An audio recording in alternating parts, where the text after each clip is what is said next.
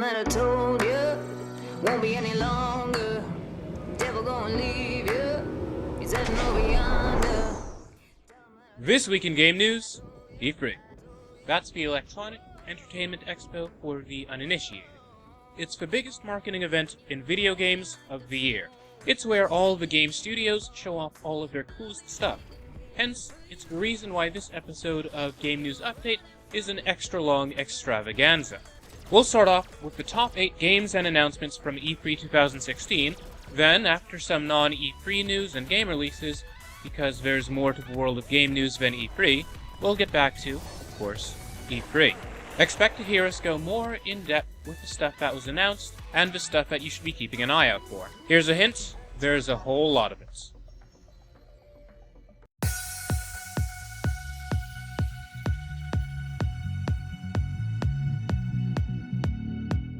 The Electronic Entertainment Expo returned this year, and as per usual, it brought a ton of game teasers, announcements, and a lot more. Here are 8 of the coolest things that we saw during E3 2016. Number 1. Xbox Play Anywhere. I'm surprised that the announcement of Xbox Play Anywhere didn't make more of a splash, considering the fact that it's such a big deal. Xbox Play Anywhere will allow you to purchase an Xbox One game and enjoy it on Windows 10, or vice versa. This is somewhat similar to Sony's crossplay on the PlayStation 4/Vita. Thus far, Xbox Play Anywhere eligible games are Ark Survival Evolved, Dead Rising 4, Forza Horizon 3, Gears of War 4, Halo Wars 2, ReCore, Scalebound, Sea of Thieves, and State of Decay 2. Number 2. Skyrim Special Edition. Now, when most people think about the Elder Scrolls series, Skyrim is likely the first thing that comes to mind.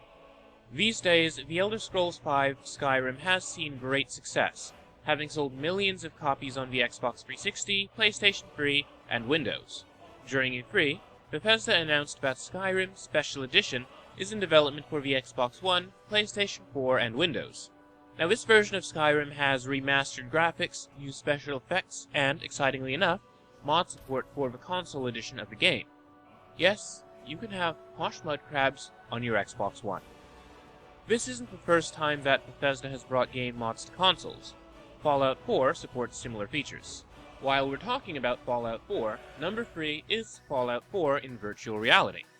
Now, there wasn't a whole lot of news regarding virtual reality Fallout 4 during Bethesda's conference, except that this version of the game will be released sometime during the next 12 months for the HTC Vive.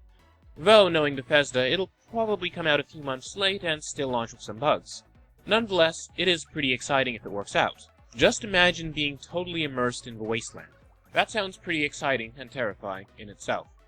That wasn't the only VR announcement from Bethesda. They also announced that a virtual reality version of Doom is being released. There's no getting away from virtual reality today, because number 4 is the new Razer Virtual Reality headset. You might have some familiarity with Razer already. They're a hardware manufacturer and they're mostly known for their mice, keyboards, and occasionally laptops. However, during E3, they announced a second version of their virtual reality headset, the OSVR HDK 2, or, in English, the Open Source Virtual Reality Hacker Development Kit. This new version of the headset boasts an improved display running at 2160 by 1200 resolution, with support for games running at up to 90 frames per second. It also boasts what Razer is calling IQE, or Image Quality Enhancement, which reduces the screen door effect that results from having a screen so close to your face that you notice the space between pixels. What's more, this new version of the headset includes diopters for people who need glasses. It covers prescriptions from +4.5 to -2, a nice touch for accessibility and the comfort of the visually impaired, such as myself. Razer's VR efforts are interesting. Unlike Oculus VR's, they're more focused on open development and hacking. It's in the name. The HDK 2 will be available in July for $399, while the original HDK will remain available for $299. Bear in mind that these are development kits. They're meant for people who are making games. You can purchase one now, however you'll probably have the best experience if you wait for Razer to release a finished consumer version of the headset. Number 5. Sony's whole conference. Is it cheating to say that somebody's entire press conference was a highlight of E3? Probably. Here's the thing, though. Sony's conference was undoubtedly a highlight, a wonder unto itself. It opened with a full orchestra led by the legendary Bear McCreary, whose fantastic music has graced Battlestar Galactica and, more recently, Marvel's Agents of S.H.I.E.L.D., and this orchestra wasn't playing just any music.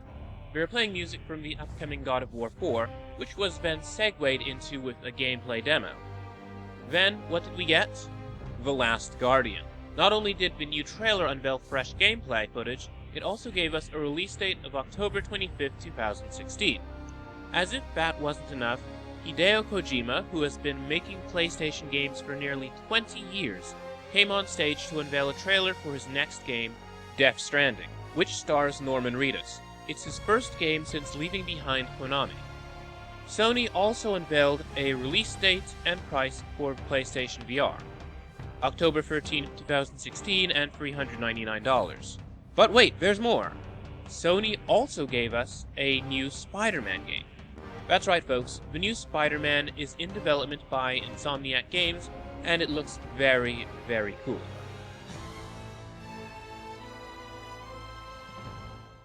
Open your eyes. Number 6. The Legend of Zelda: Breath of the Wild. Nintendo didn't have a whole lot of games to show off during their conference. Instead, they showed off a whole lot of one game, The Legend of Zelda: Breath of the Wild. Coming to the Nintendo NX and Wii U next year, it looks fantastic. It's a lot more open world than their previous games in the franchise, and it generally seems to offer players more freedom than we've seen before.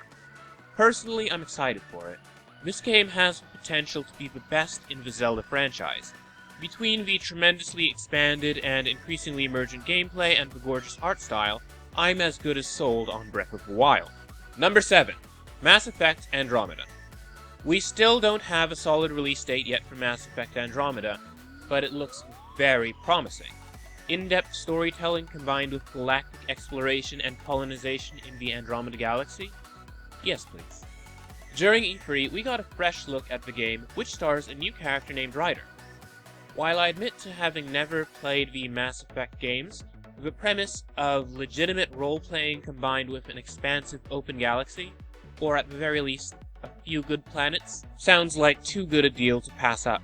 Mass Effect Andromeda is set to be released sometime next year for the Xbox One, PlayStation 4, and PC. Number 8. Project Scorpio. Frankly, I thought that it was a mistake for Microsoft to unveil Project Scorpio during E3 2016, right in the wake of having revealed the Xbox One S. Sure, Scorpio is still a year and a half out, at least, but to reveal that they're creating a new, more powerful Xbox One after revealing the new, more powerful Xbox One? That's not smart. Still, Scorpio's announcement is an exciting one because it means that we could be looking at a big shift in the console market. We could be seeing tiers of hardware. Having different versions of a single console is nothing new.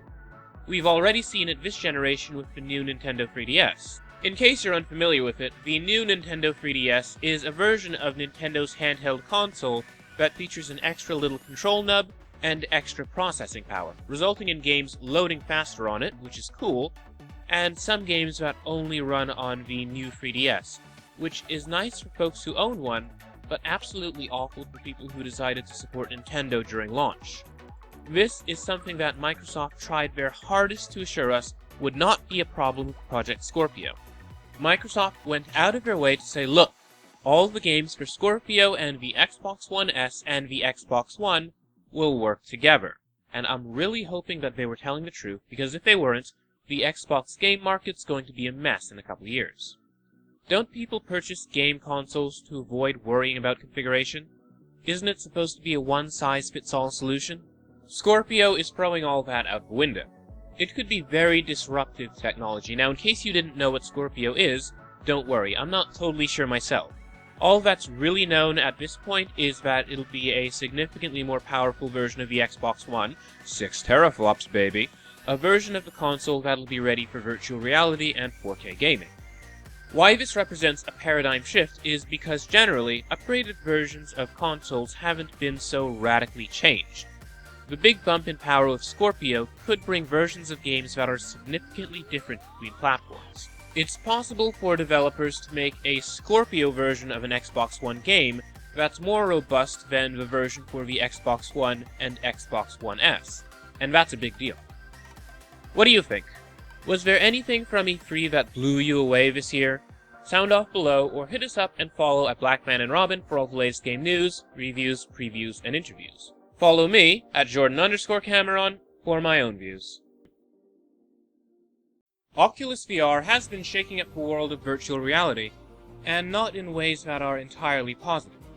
It's ironic, really. The company that brought virtual reality back into the public eye has been raising Cain within its community, and this week it came out that Oculus has offered a lot of developers a lot of money in exchange for platform exclusivity.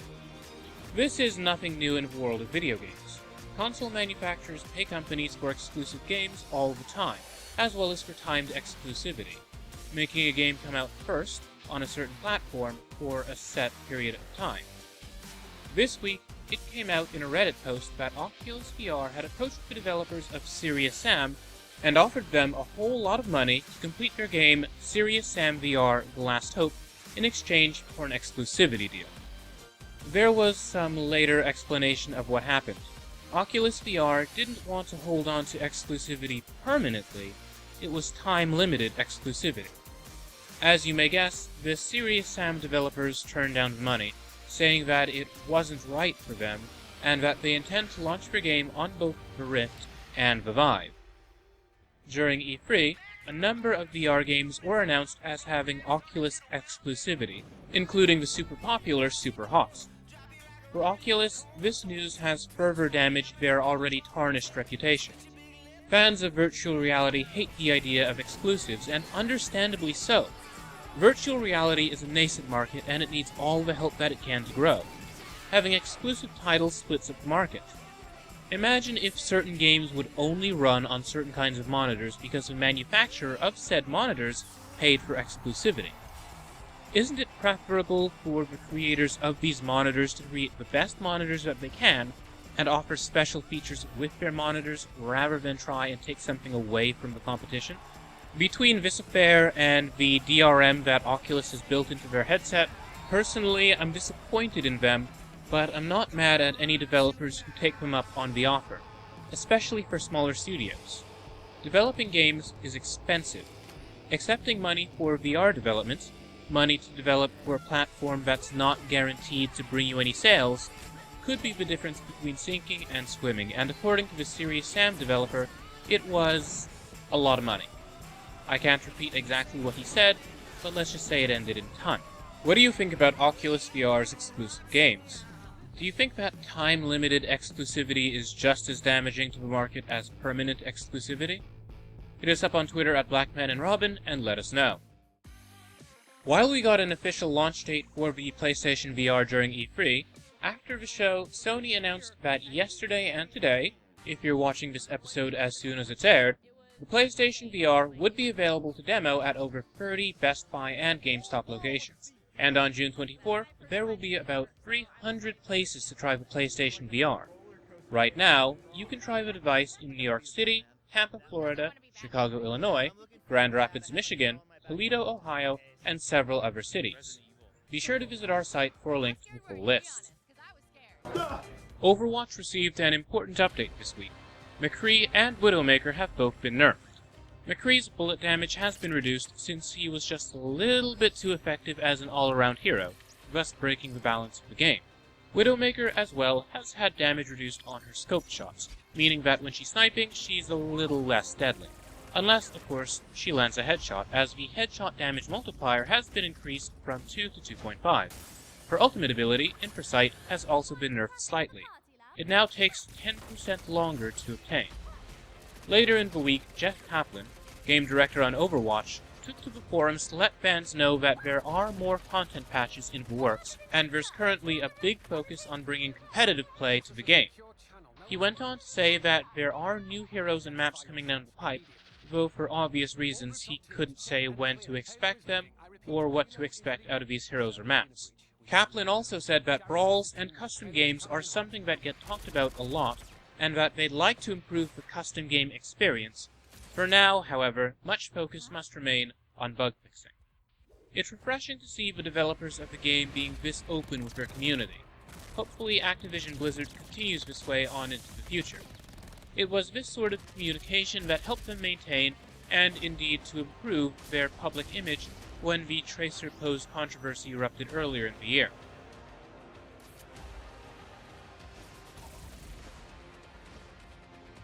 Thanks to Taiwan's Game Ratings Board, we've seen a little leak of what may be Activision's next game re-releases: Marvel Ultimate Alliance 1 and 2, as well as Transformers Fall of Cybertron.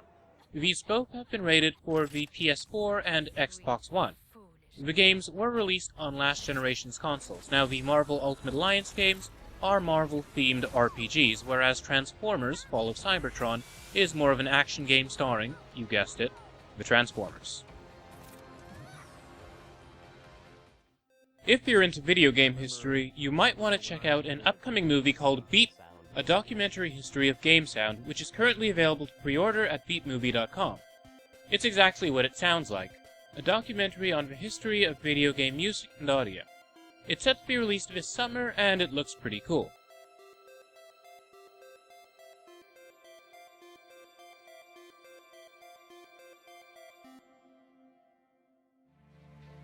In game releases this week, Roguelands left early access on Steam, and thus far it's doing very well.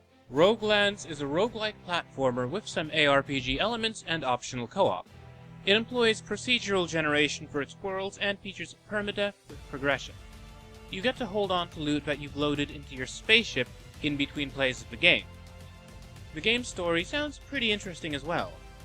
You go through the game rescuing NPCs who inform you of the game's world and history, and you use this on further playthroughs. Roguelands has gotten fantastic reviews from the players and is well worth checking out if it looks like your sort of game. It's currently available on Steam for Mac, Windows, and Linux.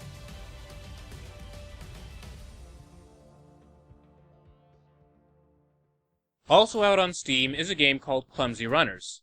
Formerly known as Skedaddle, it's a simple platformer in which you run for dear sweet life using 2 keys. I've not played it, but apparently the game is quite challenging in spite of its seemingly simple premise. Personally, I think the art is rather cute, and I'd love to try it out. Clumsy Runners is available for Mac and Windows. Out now on iOS is 1979 Revolution. If you tuned into our show last week, you've heard about this game. It's set in Iran during the late 70s. You play as a young photojournalist trying to stay afloat amidst the chaos of the Cultural Revolution, struggling against censorship and corruption. It plays a bit like a Telltale game, but instead of dragons or zombies, you're up against real history. The game has won multiple awards and has quite a few fans. However, it has run into real-life censorship as it's banned in Iran. Its iOS release will help make it available worldwide. 1979 Revolution is also currently available on Steam, and will soon be coming to Android. And now for a brief word from our sponsor. Here's a dirty little secret. When you wash your face at the end of the day, you might only be cleaning the surface of your skin. To clear those congested pores, you need a deep clean. And today, you can get it with Proactive's incredible deep cleansing brush. And here's something even more incredible. You get the brush free when you order a Proactive system today. I love the deep cleansing brush because it really gets in those pores. I was using a brush that was over $200, and I like this so much better. This isn't just any brush. This is the only one from the doctors at Proactive, so it's specially designed for acne-prone skin. Call the number on your screen now to get America's #1 acne brand for just $19.95. Be among the first 500 callers, and you'll also get the deep cleansing brush free, plus more secrets for flawless skin. That's a $93 value for just $19.95. You only have 2 hands, but you have a whole lot of bristles. This is such an incredible offer that supplies are limited. Call the number on your screen now. We got a ton of game trailers and announcements courtesy of E3 this week. We're starting with Oxygen Not Included, currently in development by Klei Entertainment. It's a space colony management game in which you build up a base full of colonists and try your best to keep them alive. We know little else aside from the fact that it's coming to Windows. Still, seeing as this is Klei Entertainment, the folks behind Don't Starve, we have faith that Oxygen Not Included will turn out well. A brief new trailer was released for the upcoming Pyre, which is currently in development by Supergiant Games for Windows and the PlayStation 4. I got to go hands-on with Pyre during PAX East 2016 and must say, I'm impressed. In Pyre, you're stuck in a sort of purgatory in which you have to play a bizarre sport in order to win your freedom. Oh, and what's weirder is that you're the only person who knows how to read because literacy is somehow illegal. It's a rather unusual premise, but it all works out pretty well, and I can't wait to see what Supergiant does with the rest of the game and its story. And yes, in case you're wondering, you will be hearing Logan Cunningham's wonderful voice in Transistor.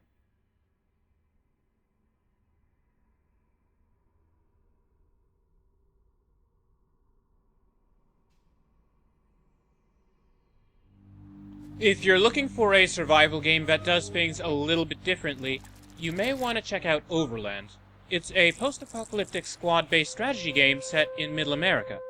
The setting's a little similar to The Flame and the Flood.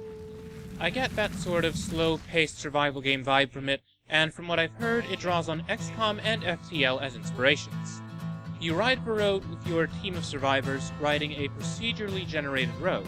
Overland is currently available on itch.io in very limited quantity, so you'll want to hurry up and grab this one if you plan to get in. The reason why they're selling so few copies of the game intentionally is because the game's not nearly finished, and they're going through some rather intense testing. I can't wait to see what Overland is like once it is done.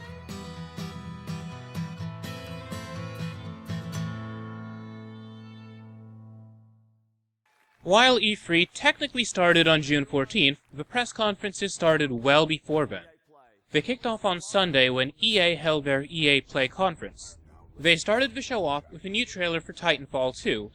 It was confirmed that 6 new Titans would be coming to the game, and there'd also be a playable beta of the game prior to launch, alongside a single-player campaign, the news of which leaked prior to the conference. Titanfall 2 is coming out on October 28, 2016 for the Xbox One, PS4, and Windows. What are your protocols? Protocol 1. Link to pilot. Protocol 2. Uphold the mission. Protocol 3.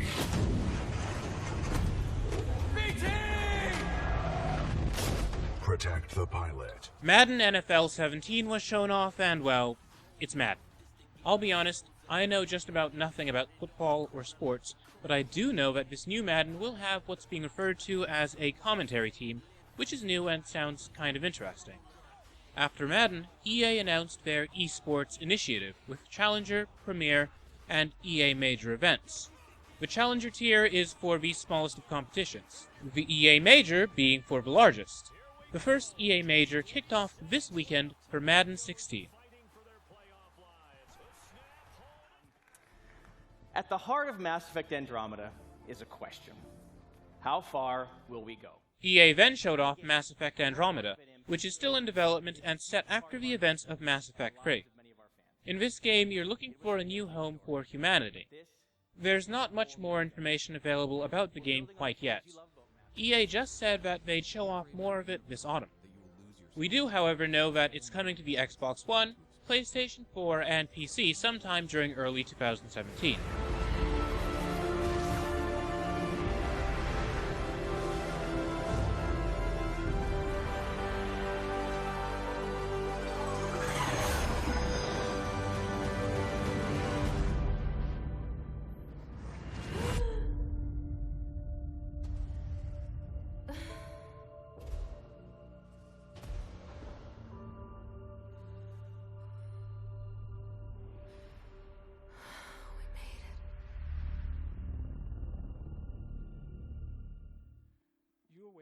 Something surprising that EA showed off during their show was a game called Fae, a platformer set in a dark, beautiful forest. You play as a strange young creature learning the songs of the forest on a journey to uncover its own nature. This is coming on the heels of Unravel, which was a big hit last year. This year, EA revealed their EA Originals initiative with Fae. Essentially, they'll be publishing smaller games by smaller developers. This is a smart move on their part, all things considered. For a giant like EA, there's a lot of potential reward, with comparatively minimal risk.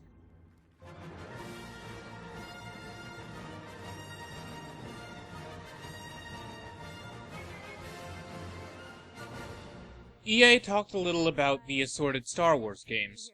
The next iteration of Battlefront, in development by DICE, will feature more content from the films. Also, the as-of-yet untitled Amy Hennig-led game in development by Visceral will be out in 2018 and features new characters. The game being developed by Respawn Entertainment, meanwhile, is set in an unspecified, different era of Star Wars. The trailer about the different dev studios that was released at the end of this was really cool, even if it didn't tell us a whole lot. And to be a part of that and to work with Lucasfilm is incredibly exciting. So what we're really trying to do at EA is cater to different areas of the Star Wars universe and create different game experiences that are tailor-made for those fans. With Star Wars Battlefront, we wanted to really be able to bring people into the world of Star Wars like never before. What excites me now is bringing in more characters, more planets, more environments, more eras. And that's why we're super happy to have both Motive Studios and Criterion contributing in a significant way. Finally, Electronic Arts showed off more of Battlefield 1, which, in case you missed the news, is a Battlefield game set during World War I and features dynamic weather and destructible environments, though I have heard some criticisms that what's been shown off thus far doesn't really look like authentic World War I weaponry. For the sake of making a video game, that's kind of understandable. The firearms that were used in World War I were comparatively slow. Bear in mind that the underutilized World War I setting almost wasn't used at all for Battlefield 1. The executives at Electronic Arts assumed that kids wouldn't want to play a game set during a war that they knew nothing about. Those executives were proved wrong by the overwhelmingly positive response to the Battlefield 1 trailer when it debuted on YouTube.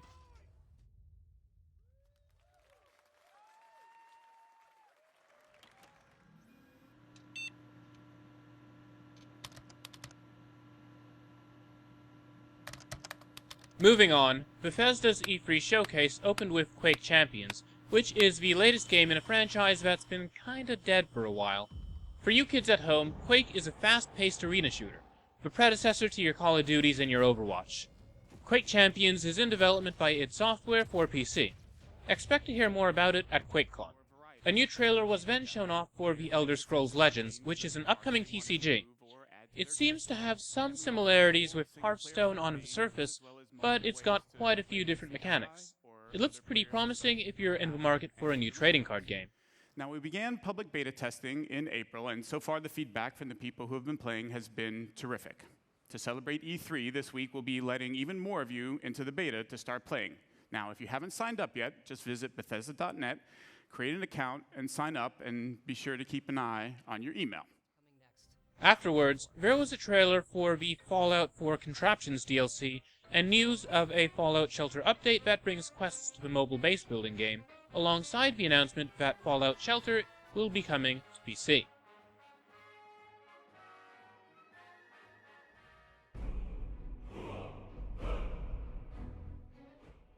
If you've been holding out on playing Skyrim and you own a PlayStation 4 or Xbox One, great news. A remastered edition of the game is coming to both consoles as well as PC. Set to be released October 28, 2016, the game boasts improved graphics as well as support for mods on consoles, much like Fallout 4. Good morning, Morgan. Today is Monday, March 15th, 2032. You have a 9 a.m. appointment with Alex in his office. There is no duration set for this meeting. Bethesda then released a new trailer for Prey. A reboot of the 2006 sci-fi FPS, this new game is set in 2032 aboard a space station, one on which human experimentation was taking place up until an alien attack kinda destabilized things just a little bit.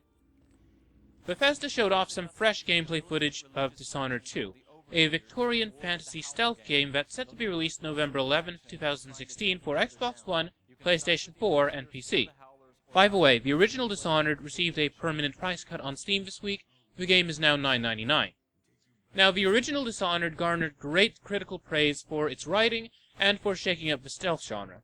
The sequel seems to be heading down the same path. After their E3 showcase, we learned that Bethesda has 2 as of yet unannounced games in development. Big ones.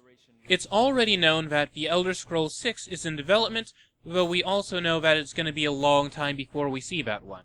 Now, is one of these 2 games The Elder Scrolls 6? That is not known. Frankly, we're not going to try guessing. Microsoft's press conference was pretty pedestrian, but some interesting stuff was announced. The second most exciting announcement was of the Xbox One S, a new version of the Xbox that's capable of playing 4K content and running games with HDR or high dynamic range, which, on bright television, will lead to some gorgeous and varied color. In addition to pumping out 4K, the Xbox One S will also have support for mouse and keyboard use. Details on this are scant right now.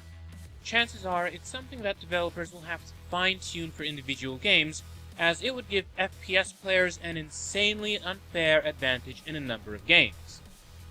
If that was the second most exciting announcement, what was the most exciting announcement from Microsoft, you ask? Well, without a doubt, it was Project Scorpio, for which details are scant, but it is confirmed to be a significantly more powerful version of the Xbox One, with 6 teraflops of power under the hood. Besides being powerful enough for 4K gaming, it'll also be VR ready. I think it was a mistake of Microsoft to announce it so soon after the announcement of the Xbox One S, which has yet to be launched, but this thing has potential to really shake up the console market. Now, if you've ever wanted a controller with custom colors, really cool news. You'll now be able to do that with Xbox Design Lab. For $80 US, you can have a controller with a selection of colors that suits you, along with optional laser etching for another $10. Now, I love the idea, but all things considered, it's kind of pricey for what you're getting. Now, if you could add a custom image to your controller, I'd be sold. Some new features were announced for every Xbox One, such as Xbox Play Anywhere, which will allow you to own select games on both Windows 10 and Xbox One. You just have to purchase the game once, and then you own it on either platform. Then there was the announcement of clubs, which received some weird backlash online, since it could mean groups of people with specific interests getting together, such as women who don't want to be flirted with by 12-year-olds. They could form their own groups to play games together. Frankly, I think it's a great idea. It could serve as a way for communities to filter out people they'd rather not deal with. It was also announced that, at long last, you'll be able to play your own music in the background while gaming. This is a feature that the Xbox 360 had, and it's long overdue on the Xbox One. Regarding game announcements, fresh gameplay footage was shown off for Gears of War 4, which is set to be released on October 11, 2014 for the Xbox One and Windows. If old-fashioned fighting games are more your style, you may be pleased to hear that General Ram, from Gears of War, was announced as a playable character for Killer Instinct 3. Maybe you're into racing games. Well, good news. Forza Horizon 3 is coming to the Xbox One and Windows 10 on September 27, 2016, and it looks stunning. This open-world racing game is set in Australia, and I must say, the environment artists are to be commended for their work. The finished game will include over 350 cars. If you're into racing, this one looks to be worth checking out.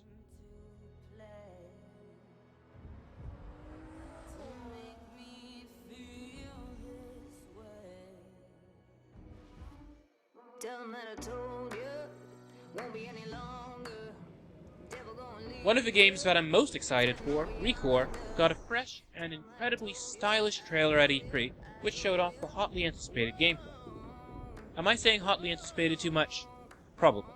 However, for me, this game is really, really hotly anticipated. Now, this game stars a young woman named Jewel, who's doing her best to survive on a desert planet with her assorted robot pets. It's a 3D action platformer in which your different robots have different abilities to help you survive in different ways. It looks very promising, and it's being designed by Keiji Inafune, who you may know for his work on the Mega Man franchise, as well as for Metroid Prime. ReCore is coming to the Xbox One and Windows 10 on September 13, 2016.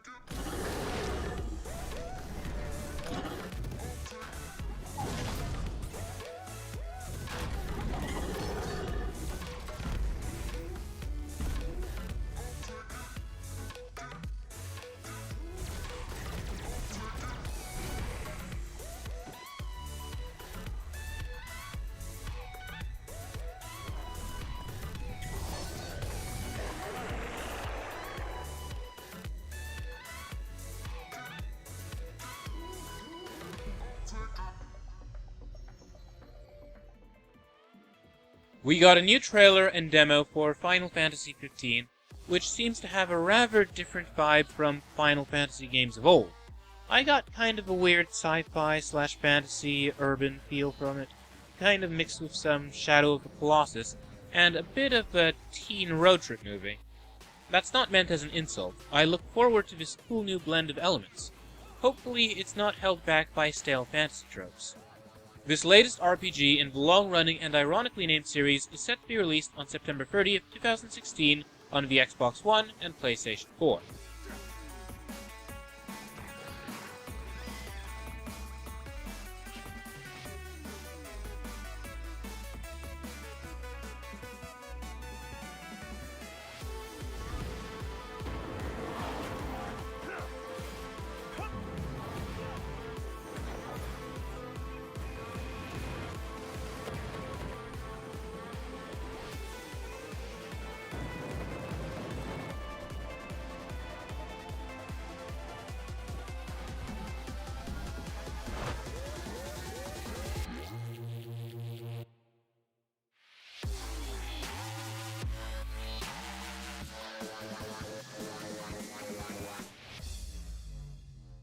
There was a brief and cryptic teaser trailer for the game Inside, which is coming from Playdead, the developers of Limbo.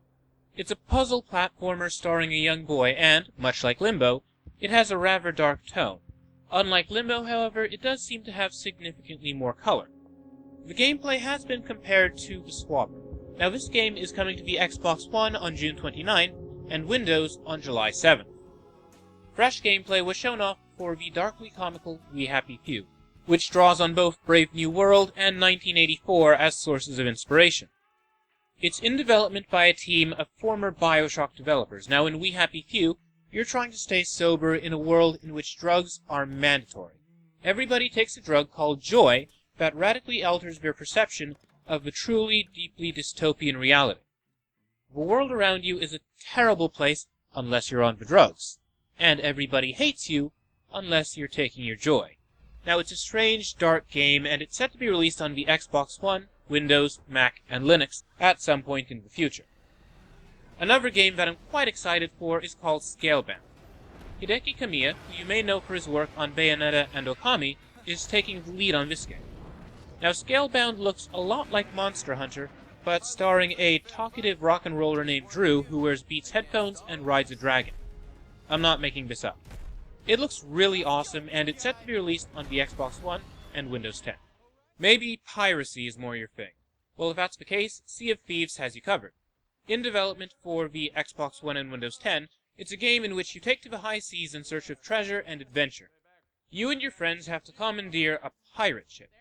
Now, the game's kind of cartoony, but apparently the pirate ship behaves like a real boat. If you don't remember to drop your anchor, you'll drift away. When your ship's hit by cannonballs, it takes on water and you have to patch it or you'll sink. It looks like a lot of fun. Also, you can get drunk on rum and stagger around like a real pirate. No word on if there's any Peg-Leg DLC. Finally, we got a new trailer for Halo Wars 2, and the announcement of a playable beta that's running right now, and it ends on June 20th, 2016, so hurry up and get in there. In case you haven't heard of Halo Wars, what you should know is that it's a real-time strategy game set in the Halo universe. The last game in the series was pretty successful on the Xbox 360, and it was a really well-designed console RTS. Bear in mind that real-time strategy games don't tend to do very well on consoles. Halo Wars is the wonderful exception. Halo Wars 2 is set to be released on the Xbox One and Windows on February 21st, 2017.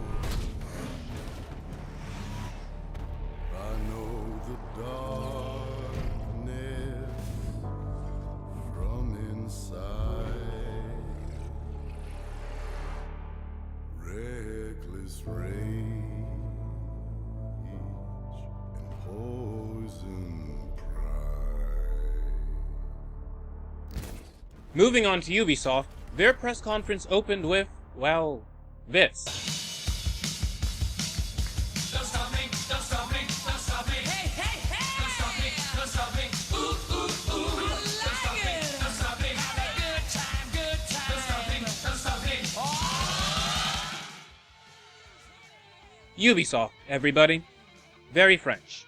Apparently it was to promote the upcoming Just Dance. Better than a game trailer, I suppose? Just Dance 2017 is set to be released next year on all the consoles, Nintendo NX included, as well as PC. Afterwards, the upcoming Tom Clancy's Ghost Recon Wildlands was shown off.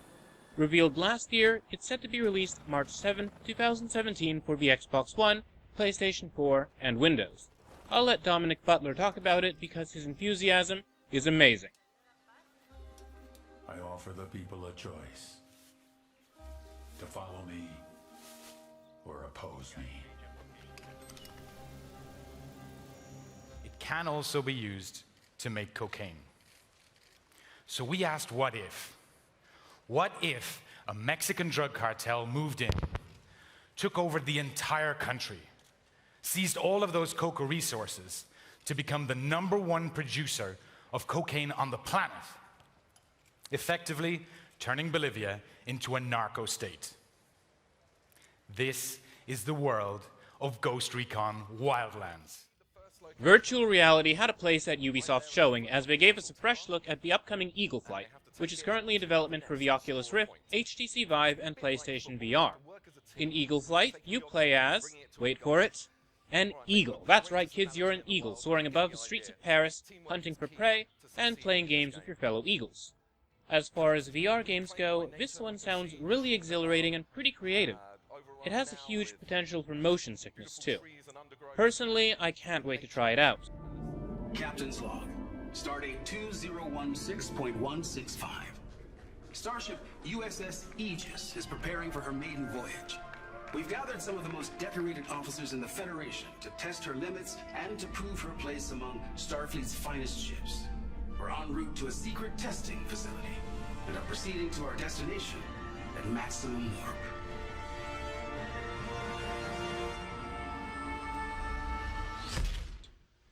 Now, speaking as a Star Trek fan, I was pretty excited when Star Trek Bridge Crew was unveiled, though I have heard a few things that have put me on the fence a little bit.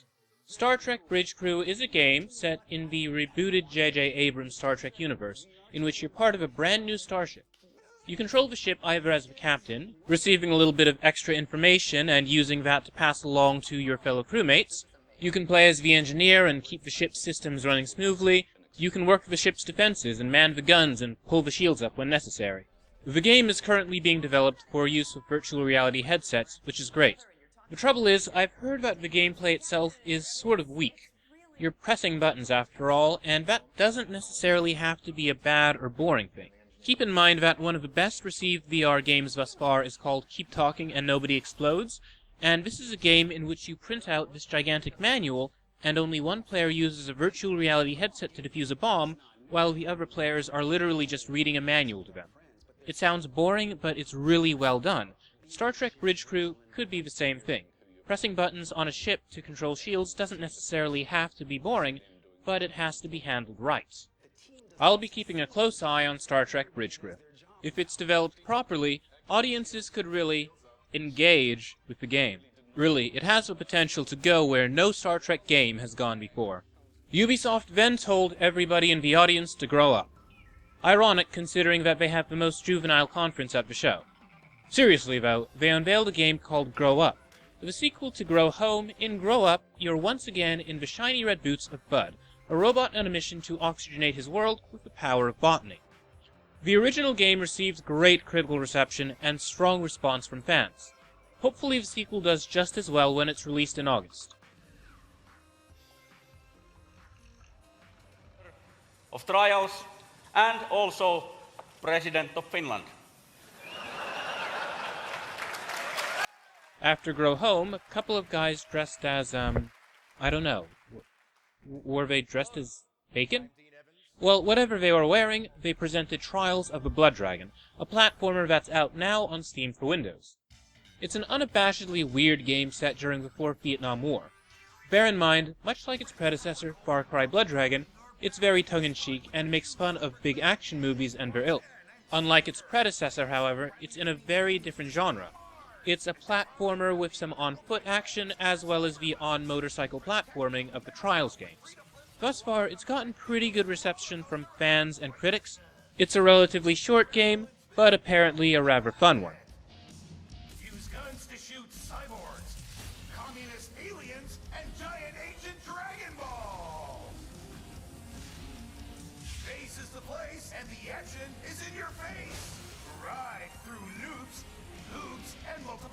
generations into the future. Come fight Vietnam War 4!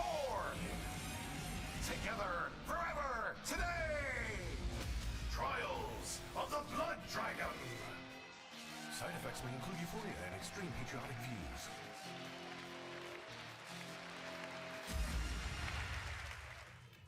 Fresh gameplay footage was shown off for Watch Dogs 2, which is supposed to be an open-world hacking game, but it has an unusual amount of shooting for a game that's supposed to be about computer hacking and privacy and information. Oh well. Watch Dogs 2 is coming to the Xbox One, PS4, and PC on November 15, 2016.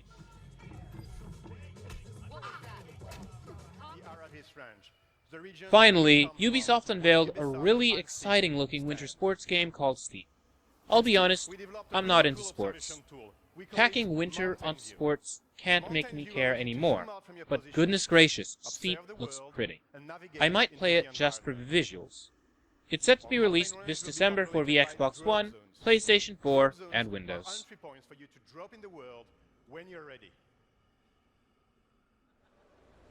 Sony, meanwhile, had the best intro of all the conferences. If Ubisoft's was epically silly, Sony's was flat-out epic. Seriously, look at this.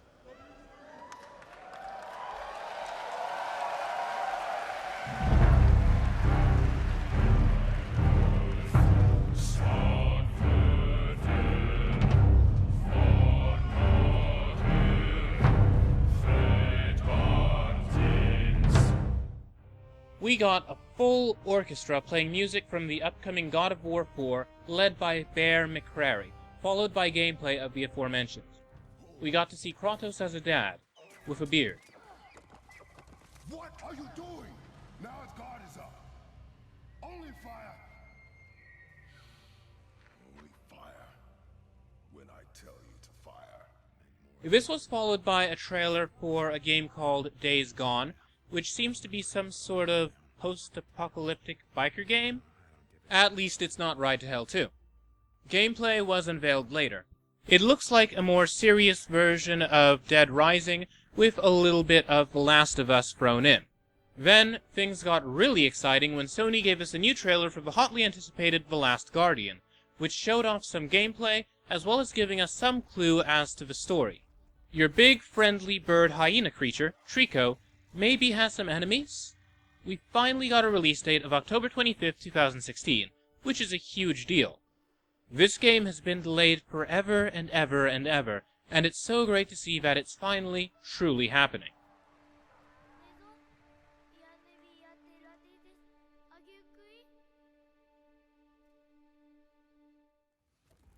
The apocalypse remained uncancelled when new gameplay footage of Horizon Zero Dawn was unveiled. In case you've never heard of that game, what you should know is that Horizon Zero Dawn is an upcoming PS4 exclusive in which you play as a woman named Aloy, living the post-societal dream. You fight evil robot dinosaurs and solve mysteries. It's one of the games that I'm most hyped for, and it's set to be released February 28, 2017. After Horizon Zero Dawn, a new trailer for Detroit Become Human was played. Currently in development by Quantic Dream, it seems very reminiscent of Blade Runner, if not aesthetically, then very definitely thematically. The game is described as a neo-noir thriller set in Detroit, as you may rightly assume. Androids have taken over many jobs, and for the most part, things are peaceful, until there are some reports of deviant androids, machines gone terribly horribly rogue. Is it the Cogito virus? Some glitch in the code? Nobody really knows. You play as Connor, an advanced android who, in this trailer, has been sent on a mission to defuse a hostage situation involving a child and a rogue android. The angle of player choice is really being pushed hard, as it often is in Quantic Dream games. There's a big insistence that your choices really make a difference in the outcome of the story.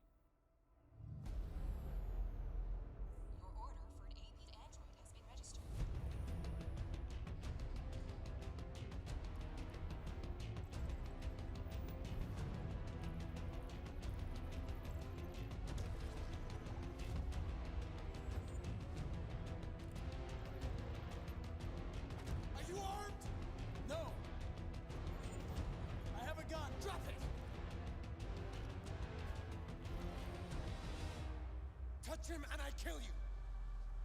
You can't kill me. I'm not alive. Tell that helicopter to get out of here. Resident Evil 7 was announced, and that's set to be released January 24th, 2017. The latest in the survival horror franchise, Resident Evil 7 will have full support for PlayStation VR. That's a pretty big deal for Sony's platform. Right after this, we received a final price and release date for PSVR.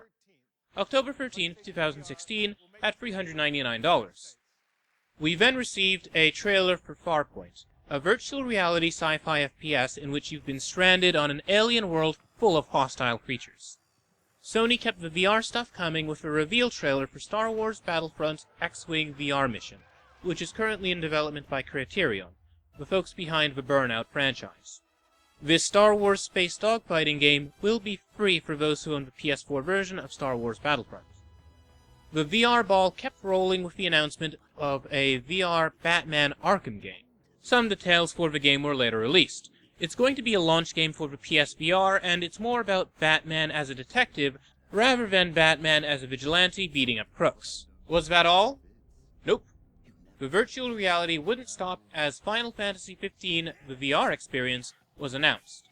From what I've heard, the VR demo was kinda disappointing. It's a game about shooting a giant beast that's kinda lacking in substance. It's more of a pretty tech demo than a proper Final Fantasy experience. There was then a trailer for Call of Duty Infinite Warfare, which is out November 4th, 2016, and brings the battle to space.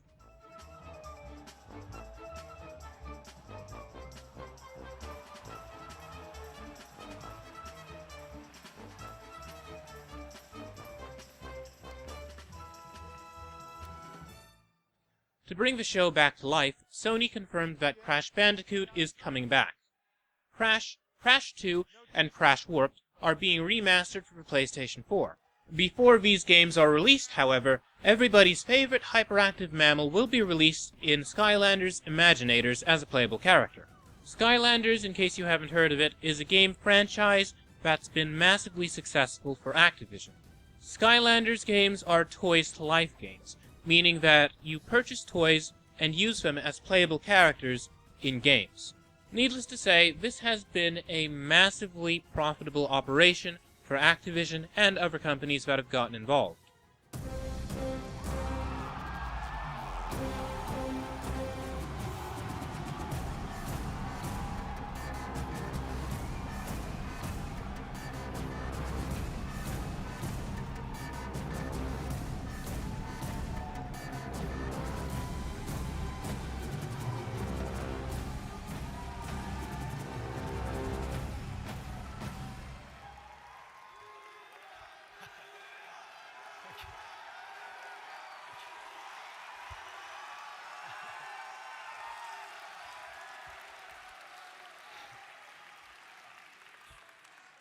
Hello? Hello, everyone. I'm back. Hideo Kojima made his glorious return and revealed his next game, Death Stranding, which we can't show you all of. We can, however, tell you that the game stars Norman Reedus, and thus far, Kojima has been very secretive about what the game's really about. In the end, Sony decided to put a Spider-Man red cherry atop their conference with a teaser for a new Spider-Man game. In development by Insomniac Games for PlayStation 4, what we know about this game thus far is that it's not tied to the upcoming Spider-Man Homecoming movie. Rather, it's going to be the story of a more mature Peter Parker who's coming to grips with what it really means to be a hero and what his two identities, Spider-Man and Peter Parker, really mean to one another. What we know about the game itself is that it's going to be an open-world adventure, and that's all we really know. If there was one thing wrong with Sony's conference, it's that there wasn't any news about the PlayStation Vita at all. It seems that Sony has as good as abandoned their overpriced, undermarketed little handheld. A pity because it's a good machine, but they made some critical mistakes with regards to marketing it, as well as some other aspects of its development. Still, we'll mourn it another day, for today, we celebrate. After Sony's conference, we got more trailers. One that really caught my eye was for the upcoming Gravity Rush 2. In case you're unfamiliar with the series, Gravity Rush started on the PlayStation Vita and is an action game in which you manipulate gravity. It has a gorgeous art style reminiscent of vintage French comics. Now Gravity Rush 2 is actually in development for the PlayStation 4. Again, it's not coming to the Vita. Sorry, Vita. Don't cry for PlayStation Vita. The truth is Sony never loved you. Sorry, I'll never do that again.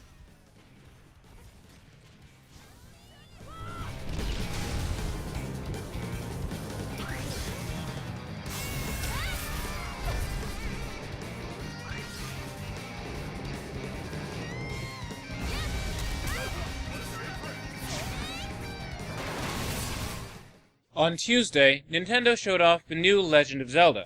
They unveiled that the title of the game is The Legend of Zelda: Breath of the Wild, and it's a real game changer. Here are 3 reasons why we think it could be the best game in the series. Number 1 is the unique art style and setting. Over the years, the games in the Legend of Zelda series have boasted an assortment of art styles, some notably prettier than others. The art style in this game looks fresh. It falls somewhere between the aesthetic of Skyward Sword and the notably cartoonish Wind Waker. The setting, too, is quite interesting. The game is set in the ruins of what was once the beautiful kingdom of Hyrule. This is after Link is awoken in some sort of resurrection chamber after a very long time. What's happened to Link? And indeed, what's happened to the world? That's going to be a mystery worth digging into, though it does seem that this is set in a timeline in which Link's previous adventure, whatever it was, has gone horribly terribly wrong. Now, the art style's not too realistic. Everything seems kind of softly shaded, but not totally cel-shaded. It looks a lot more like a watercolor painting come to life. According to what we've heard from Nintendo, the game draws a lot on gouache paintings and anime. While its art style is quite unique, it seems to maintain the Zelda motif. And on that note, number 2. It's changing the formula, while staying true to itself. Besides its fresh art style, this new Legend of Zelda game introduces fresh gameplay elements. For instance, Link can finally jump. In a lot of ways, this game feels influenced by other games. The world is significantly more open than other Zelda games. Link has stamina to worry about when climbing, he can take weapons from his enemies to use as his own, there's cooking, hunting, setting fires. Link can even cut down trees. There are survival elements as well. Link has to worry about staying warm and well fed while he's out adventuring. It's funny how in a lot of ways this new game resembles Okami, which was itself largely inspired by previous Legend of Zelda games.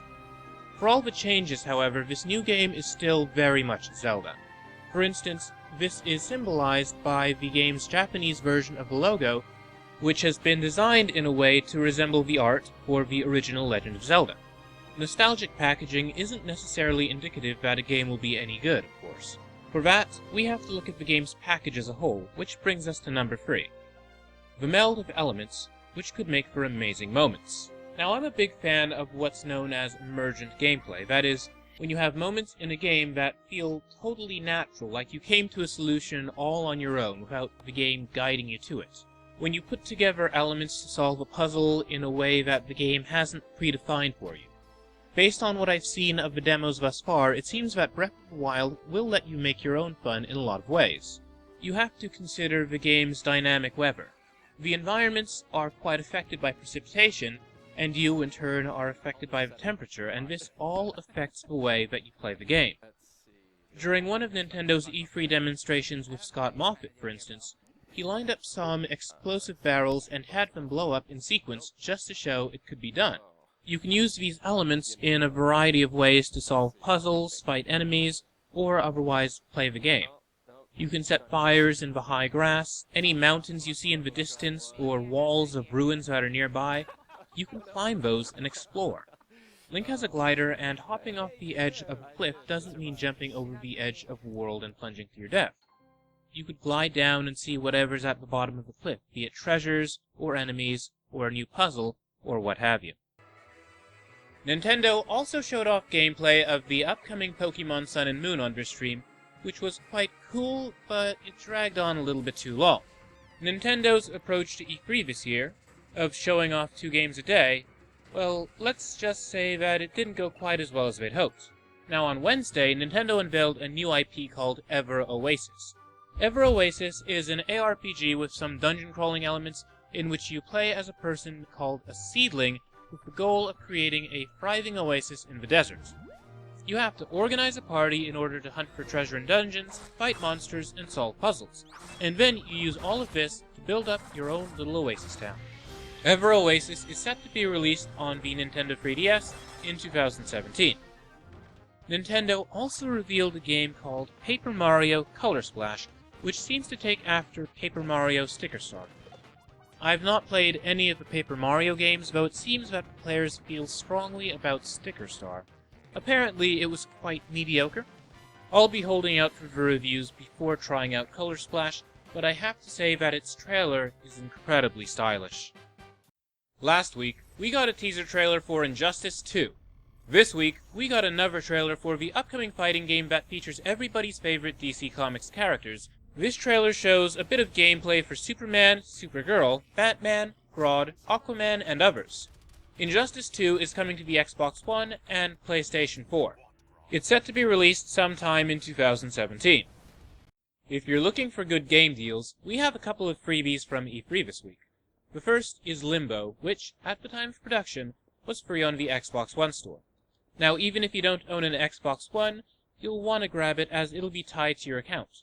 If you later come to own an Xbox One, you'll have a nice little head start to your collection. Another free game from this week is Prince of Persia: The Sands of Time. You can get this one by going to club.ubi.com and signing in with your, Uplay account. Yeah, sorry guys, this one requires Uplay, but it is free. That almost makes up for having to use Uplay, and apparently it's a really great game. It inspired the time travel mechanics of Braid.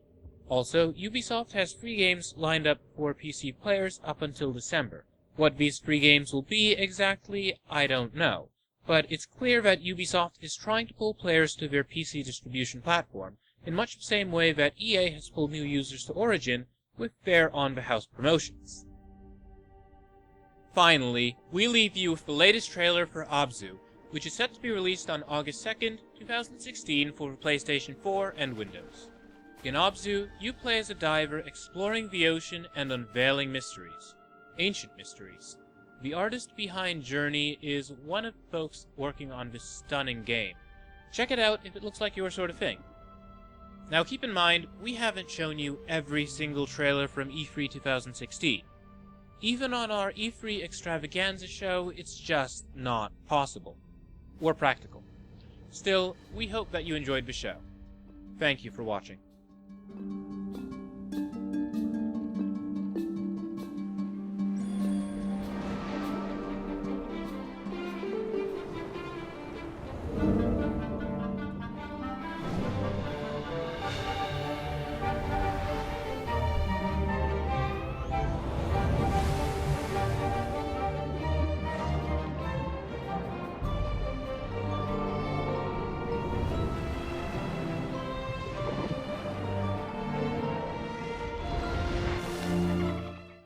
Well, that's it for this week's game news. For all the latest game news, reviews, previews, and interviews, be sure to follow us on Twitter and Instagram at Blackman and Robin. Be sure to follow me at Jordan_Cameron for my own views.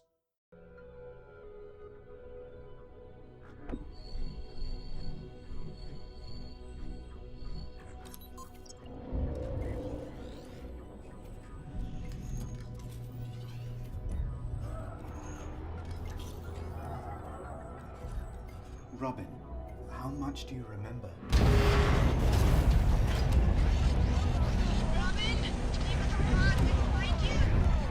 Things haven't exactly gone to plan.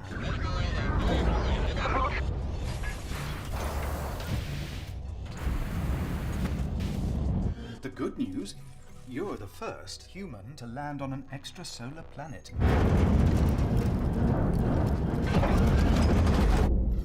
But I've made a preliminary scan of our landing site and decided that your best chance of survival is for us to stay put and wait for a rescue party. Robin? No, don't get up yet. You've had enough adventure already. What are you doing? Robin? Robin, don't touch that. Robin!